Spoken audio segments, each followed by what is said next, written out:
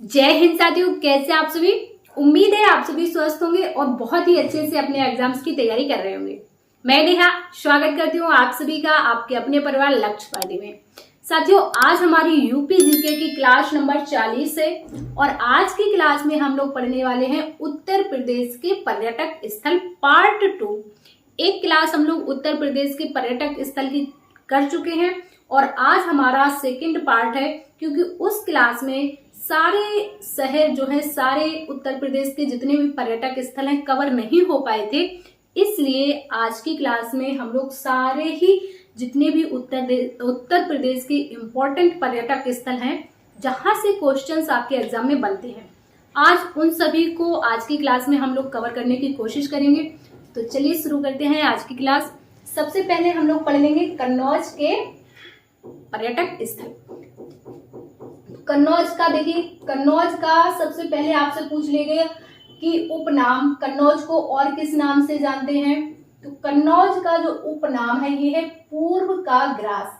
इसे पूर्व का ग्रास भी कहा जाता है। अगर आपसे पूछ ले एग्जाम में, आपसे क्वेश्चंस इस तरह से भी पूछ सकता है कि उत्तर प्रदेश के किस शहर को पूर्व का ग्रास कहा जाता है, तो भाई वो है आपका कन्नौज।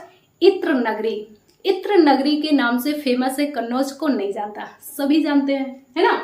इसका उपनाम है पूर्व का ग्रास। इसका प्राचीन नाम पूछ लेगा आपसे, महोदय श्री या फिर कान्य कुब्ज भी इसे कहा जाता है। गंगा नदी के तट पर बसा कन्नौज शहर है। हर्षवर्धन की राजधानी क्या है? कन्नौज। इसके बाद इसे इत्र नगरी, खुशबू का शहर भी कहा जाता है। यहाँ पर देखिए क्या है, छेवकली का मंदिर है, जयचंद का किला है, लाख बहोसी पक्षी विहार भी है आपका। कहाँ पर? कन्नौज में। कन्नौज के आसपास के लोग लाख बहोसी पक्षी विहार जो है खूब जाते होंगे घूमने के लिए। तो ये लाख बहोसी पक्षी विहार भी आपका कहाँ पर है? कन्नौज में है। क्लियर। आगे हम लोग पढ़ेंगे देवा शरीफ। देखिए देवा शरीफ जो जगह है ये कहाँ पर पड़ती है? देवा शरीफ जगह बाराबंकी जिले में पड़ती है। बाराबंकी जिले में जो है देवा शरीफ पड़ता है। यहाँ से एक इम्पोर्टेंट क्वेश्चन यही बनता है कि हाजी वारिस अली शाह की दरगाह कहाँ पर है। ये क्वेश्चन आपके एग्जाम में कई बार बन चुका है, इसलिए इम्पोर्टेंट हो जाता है। हाजी वारिस अली शाह की दरगाह कहाँ पर है? तो कहाँ पर है? देवा शरीफ बाराबंकी। ये लखनऊ से लगभग 25 किलोमीटर की दूरी पर स्थित है। क्लियर। इसके बाद नैमिषारण्य, ये कहाँ पर है? ये है आपका सीतापुर जिले में। सीतापुर से लगभग 21 किलोमीटर की दूरी पर आपका नैमिषारण्य स्थल है, जहाँ वैदिक काल से ही हिंदुओं का महत्वपूर्ण तीर्थ स्थल रहा है। जो नैमिषारण्य है ये वैदिक काल से ही हिंदुओं का बहुत ही महत्वपूर्ण तीर्थ स्थल रहा है। इस यहाँ पर जो प्रमुख तीर्थ स्थल हैं वो कौन कौन से हैं? देखिए आप, चक्र तीर्थ है, यहाँ पर महर्षि दधीची की तपोस्थली है। जो महर्षि दधीची थे उनकी तपोस्थली है आपकी नैमिषारण्य में। व्यास गद्दी है यहाँ पर, ललिता देवी का मंदिर है और हनुमानगढ़ी भी है। और भी छोटे मोटे मंदिर हैं यहाँ पर। हनुमानगढ़ी में आप कंफ्यूज नहीं होंगे, हनुमानगढ़ी आपकी नैमिषारण्य में भी है और आपकी अयोध्या में भी हनुमानगढ़ी मंदिर है। क्लियर। इतने आपको कंफर्म हुए। अब आ जाइए इधर प्रयागराज। भाई प्रयागराज कौन नहीं जानता है, सभी जानते हैं। पहले इसे इलाहाबाद कहते थे, अब इसका नाम प्रयागराज हो गया है और इसे हम लोग संगम नगरी भी कहते हैं। यहाँ पर गंगा यमुना नदी का जो संगम होता है, गंगा यमुना सरस्वती नदियों का संगम होता है ना। तो प्रयागराज को तीर्थराज और संगम नगरी के नाम से भी जाना जाता है। कुंभ मेले का आयोजन भी यहाँ पर होता है। आपको पता है कुंभ मेले का आयोजन कहाँ कहाँ होता है? प्रयागराज में होता है और उज्जैन में होता है, नासिक में होता है और आपका हरिद्वार में होता है ना। इन्हीं 4 जगहों पे तो होता है प्रयागराज कुंभ मेले का आयोजन होता है यहाँ पर। ठीक है। इसके बाद प्रमुख पर्यटक स्थल देख लीजिए प्रयागराज के क्या क्या हैं। उल्टा किला आपका प्रयागराज में है, संगम घाट है, खुसरो बाग है, बड़े हनुमान जी का मंदिर है, नाग वासुकी मंदिर है। नाग वासुकी मंदिर आपके एग्जाम में पूछा जा चुका है। प्रयागराज संग्रहालय है, वेड़ी माधव मंदिर है, प्राचीन अक्षय वाट है और चंद्रशेखर आजाद पार्क भी है यहाँ पर, जहाँ पर चंद्रशेखर आजाद ने खुद को शूट किया था वो पार्क भी आपका प्रयागराज में स्थित है। क्लियर। आगे है आपका जौनपुर। जौनपुर का प्राचीन नाम आपसे पूछ लेगा तो सिराज ए हिंद, सिराज ए हिंद इसका पुराना नाम है जौनपुर का। प्रमुख पर्यटक स्थल जौनपुर के क्या क्या हो जाएंगे, एक आपका शाही पुल, शाही किला, फिरोज शाह तुगलक का मकबरा, अटाला मस्जिद है यहाँ पर। क्लियर। त्रिलोचन महादेव मंदिर है, लाल दरवाजा मस्जिद है, जामा मस्जिद है, झंझरी मस्जिद है, शीतला माता मंदिर और भी कई सारे ऐसे ही पर्यटक स्थल हैं जो इम्पोर्टेंट है, वो आपके सामने है। इसके बाद बात करें हम लोग गोरखपुर की, और जौनपुर जो आपका शहर है ये गोमती नदी के तट पर है, गोमती नदी के तट पर। ठीक है। इसके बाद बात करें अगर हम लोग गोरखपुर की, तो गोरखपुर आपका राप्ती नदी के तट पर बसा है, सभी को पता है। और सभी को पता है कि ये हमारे मुख्यमंत्री जो है आपके यूपी के मुख्यमंत्री योगी आदित्यनाथ जी का संसदीय क्षेत्र भी है।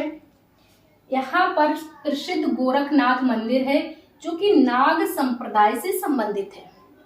इसके बाद गीता प्रेस, विश्व प्रसिद्ध गीता प्रेस भी है जहाँ पर पुस्तकों की प्रिंटिंग होती है, गीता प्रेस भी है गोरखपुर में। इतने इम्पोर्टेंट चीजें हैं। इसके बाद मेरठ की बात करें तो मेरठ किसके लिए प्रसिद्ध है, आप सभी को पता है। मेरठ जो है खेल के सामान के लिए प्रसिद्ध है। यहाँ पर खेल के सामान बहुत अधिक मात्रा में मिलते हैं। नौचंदी मेला का आयोजन कहाँ पर होता है, मेरठ में होता है। इसके साथ ही साथ आपका 1857 की क्रांति का जो प्रारंभ हुआ था कहाँ से हुआ था, मेरठ से ही हुआ था। 1857 की जो क्रांति थी उसका मेन केंद्र जो है मेरठ ही माना जाता है। क्लियर। आगे आ जाइए आलमगीरपुर। आलमगीरपुर हम लोग क्यों पढ़ रहे हैं भाई, यहाँ भी इम्पोर्टेंट चीजें हैं। ये मेरठ के अंदर आता है, मेरठ जिले में। तो देखिए आलमगीरपुर में क्या है, हिंडन नदी के तट पर बसा हुआ शहर है आपका आलमगीरपुर, और ये सिंधु घाटी सभ्यता का स्थल है। आपसे क्वेश्चंस इससे संबंधित इस तरह से पूछेगा कि आलमगीरपुर जो शहर है ये किस सभ्यता से संबंधित है, तो ये आपका सिंधु घाटी सभ्यता से संबंधित है। या फिर पूछ लेगा कि इसकी खोज किसने की, तो इसकी खोज 1958 में यज्ञदत्त शर्मा जी ने की थी। क्लियर। इसके बाद आ जाइए बरेली। चलिए अब बरेली भी घूम लीजिए, इतना सब कुछ घूम लिया है तो बरेली भी घूम लीजिए। बरेली में आपका अलकनाथ मंदिर है, गिरजाघर है, धोपेश्वर नाथ मंदिर है, आला हजरत दरगाह भी है आपका कहाँ पर, बरेली में। क्लियर। इसके बाद बटेश्वर भी घूम लो साथ के साथ। बटेश्वर आपका आगरा से 70 किलोमीटर दूर यमुना नदी के तट पर बसा हुआ एक शहर है। बटेश्वर का मंदिर, यमुना घाट आदि यहाँ पर जो है फेमस पर्यटक स्थल। बटेश्वर का मंदिर यहाँ पर फेमस है, आपसे पूछ लेगा।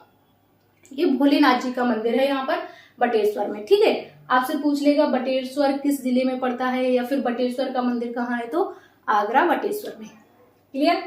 इसके बाद फतेहपुर सीकरी।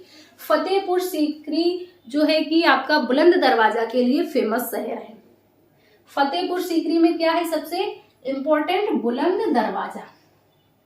इसके बाद जोधाबाई महल है आपका फतेहपुर सीकरी में, पंचमहल है, बुलंद दरवाजा इम्पोर्टेंट है ही, यहाँ से क्वेश्चंस आपके एग्जाम में बनते ही बनते हैं। इसके बाद बीरबल महल है और भी ऐसे ही छोटे मोटे कई सारे जो है पर्यटक स्थल। आप सभी को पता है कि छोटे मोटे पर्यटक स्थल हर जगह होते हैं। आपको भी पता होगा कि आपके गांव के बगल में एक मंदिर है या फिर एक मेले का आयोजन है, तो ऐसे छोटे मोटे जो चीजें हैं बहुत ज्यादा होती हैं। लेकिन हम लोग वही पढ़ेंगे जो कि आपके एग्जाम के लिए इम्पोर्टेंट है, जहां से क्वेश्चंस आपके एग्जाम में बनते हैं। वरना छोटे छोटे सारे अगर पढ़ने लगेंगे तो बहुत ज्यादा हो जाएंगे, फिर आपको याद भी नहीं रहेंगे। ठीक है। इसके बाद कपिल वस्तु। कपिल वस्तु क्या है, इससे सिर्फ एक ही ज्यादातर क्वेश्चंस बनता है कि शाक्य गणराज्य की राजधानी क्या हुआ करती थी, तो वो हुआ करती थी आपकी कपिल वस्तु। क्लियर। कानपुर में ज्यादा कुछ है नहीं पर्यटक स्थल, ये उद्योगों के लिए, ज्यादातर उद्योग के लिए जाना जाता है। कानपुर में उद्योग ज्यादा है। इसे उत्तर भारत का मैनचेस्टर कहा जाता है। और कानपुर में भीतर गांव मंदिर है, ये इंपॉर्टेंट है। भीतर गांव का मंदिर कहाँ पर है, तो आपका कानपुर में है। और कानपुर जो है गंगा नदी के तट पर बसा हुआ शहर है। क्लियर। तो सारी चीजें आपको याद हुई, सारे आप घूम लिए, नैमिषारण्य घूम लिए, देवा शरीफ घूम लिए, जौनपुर घूम लिए, फतेहपुर सीकरी, बटेश्वर, कानपुर, मेरठ, है ना, सब जगह घूम लिए। आनंद आया घूमने में। सारी चीजें आपको पढ़नी है, अच्छे से नोट करनी है कॉपी पे, और आपको अच्छे से इन चीजों का रिवीजन करना है। तो उम्मीद है क्लास आपको पसंद आई होगी। आज की क्लास में हम लोगों ने उत्तर प्रदेश के लगभग सारे ही पर्यटक स्थल जहां से आपके एग्जाम में क्वेश्चंस बनते हैं कवर कर लिए हैं। अगर कुछ छूटा होगा तो आप लोग कमेंट में बता दीजिएगा, हम लोग उसको भी नेक्स्ट क्लास में कवर करने की कोशिश करेंगे, या फिर आपके डाउट जो है क्लियर करने की कोशिश करेंगे। तो साथियों, क्लास आपको कैसी लगी है कमेंट में जरूर बताइएगा। क्लास पसंद आई हो तो क्लास को ज्यादा से ज्यादा लाइक और शेयर कीजिएगा। चैनल पर नए हैं तो चैनल को सब्सक्राइब कर लीजिएगा। हम मिलेंगे आपसे नेक्स्ट क्लास में। जब तक के लिए स्वस्थ रहिए, अच्छे से अपनी तैयारी करते रहिए। जय हिंद साथियों।